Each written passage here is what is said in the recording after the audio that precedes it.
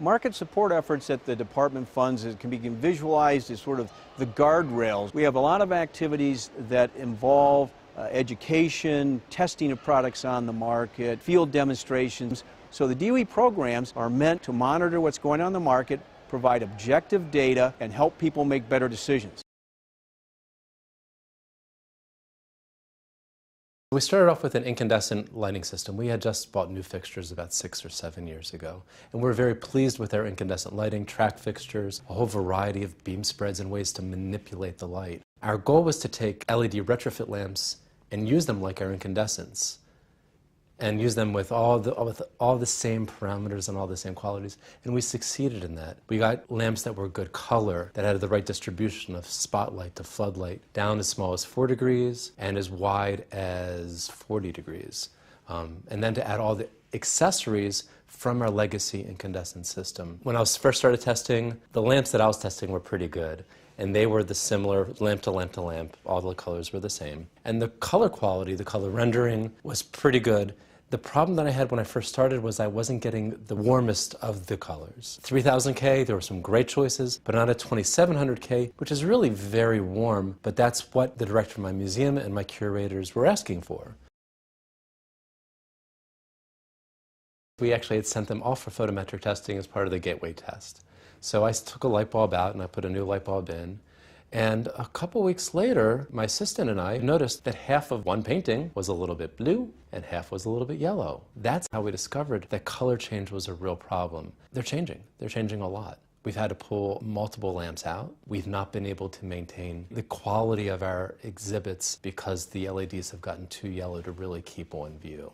As a group, most of the lamps have been changing at the same rate, or at least each LED type. Within one gallery, we'll have 3 different manufacturers or types of LEDs. Each type is changing at the same rate. At the very least, 3 or 4 steps of change after 4, 5, 6,000 hours, as many as 17 steps of change at 10,000 hours.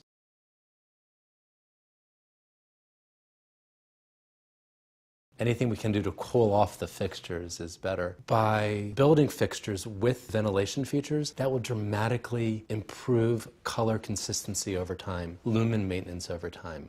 But we need to get some air transferring across those LEDs to keep them cool, to maintain the quality of light. About 2/3 of the fixtures in my museum are par 36 AR111 12-volt fixtures. Right now there's no good lamp on the market that will fit into the fixtures. There's a few AR111s. Unfortunately, the form factor is a little bit large, so that I can't even begin to use them.